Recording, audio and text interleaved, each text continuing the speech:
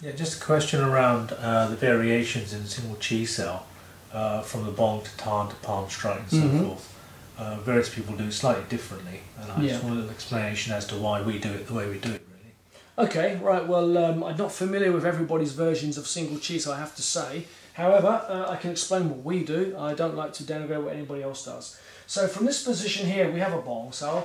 Bong sau's prime concern is to defend against being chopped in the throat. It's probably the only shape you're going to use to chop against the throat, so it's absolutely essential.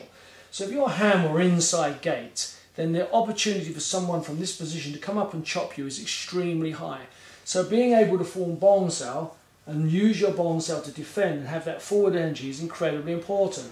So from this position here, also because I'm occupying the outside gate, I don't want my throat grabbed and held as well. So from this position I have a Fuk Sau. So now we're basically in a nice balanced position. I'm occupying the outside, pressing it toward the centre.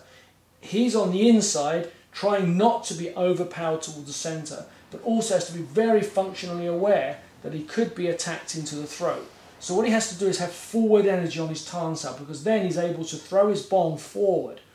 If he was pulling his tan back, his bong sau would collapse. So as I'm going forward, because the tan sau is like a general drawing energy, what we call tan more, like he's just swallowing energy, then it was very safe for me to go in, and you can see he can't stick with the movement. If his energy is gently pushing forward, then what will happen as I go is it's very comfortable to form bong. For me also, my Fuk should also be forward, because I have to be able to basically Lat Sau Jik Chung, which is when the hand is free, strike forward. So essentially, I need to have that forward energy as well. So from here, he's checking that I've got forward energy on my Fuk Sau. So he gently does a palm strike, and he does a palm strike towards my chest. And the reason he takes it towards my chest is because I should also learn how to root myself, how to sit my balance. So from this position here, I should be able to control the movement, sinking on the technique, bringing it down to potentially to re-control that direction.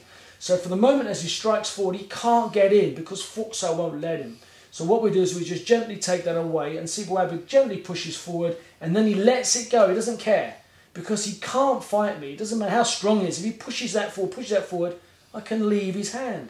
And he hasn't got a strike left. So essentially, if Sifu Abu is pushing forward, if you were to push forward there and keep pushing, it's safe for me to leave and hit you. This is a finished technique.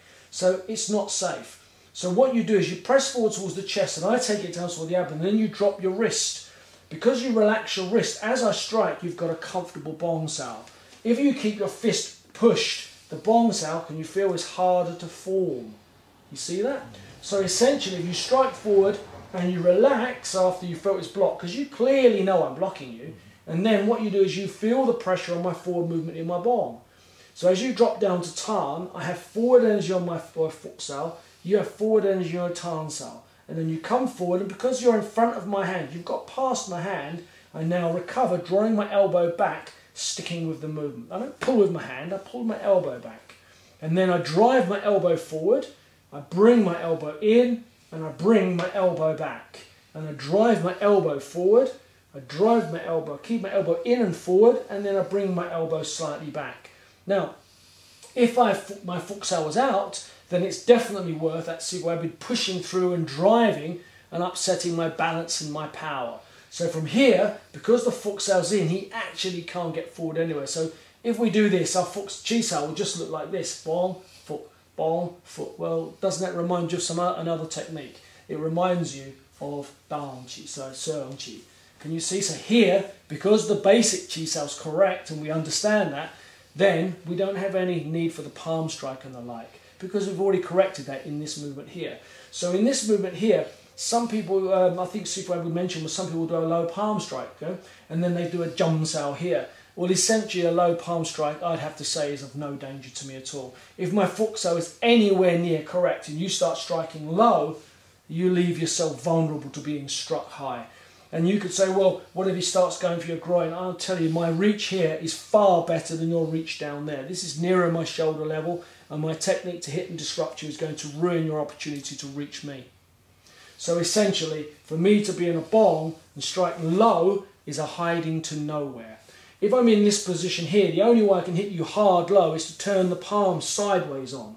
By turning the palm sideways on, I just disrupt my frame too much, and now I really can't rotate into bong, because I've got to do not only half a rotation, I've got to do a full rotation almost to try and get a bong sao shape to form. So essentially I need the erect palm shape, and then I relax the wrist. Now if you came forward too fast, my hand would simply go up and strike forward. So if I was in a position like this and he left my arm, I would recover just like in the first form by coming forward from here. So by pushing and continuing to push, he can quite comfortably leave and strike forward. So there's no point in worrying about that. So when I go from here to here, it's not important whether we can reach each other.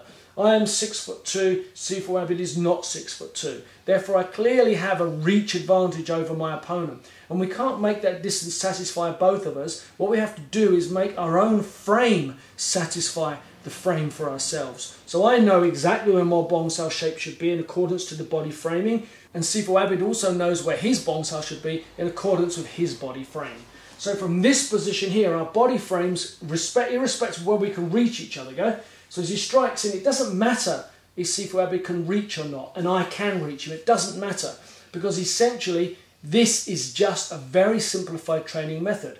If Sifu Abid can't reach me, but he wants to, he has to move his feet. It's that simple. So in other words, he has to be able to move his feet, because distance judgment control cannot be done by overreaching with the arms. It should be done by using your feet and the whole body frame. So unifying the shoulder, the elbow, the wrist, the hip, the knee and the ankle. Once you start to understand that, then you realize it doesn't matter that Sifu Abid and I try to hit each other. We're learning to feel a frame. And as I form this bong sao, it should be quite clear to Sifu Abid he needs to sit on his stance, because if he doesn't, he starts to move back. And so the bong sao is a forward energy movement. Very relaxed wrist, and done correctly, you find the timing on the technique. Now if I feel he's pushing too hard, I can change from bong and open him up and start to strike. So there are many, many other options with this technique. Now I could probably talk for about 2 hours just on Dan Chi. So I hope that gives you a brief introduction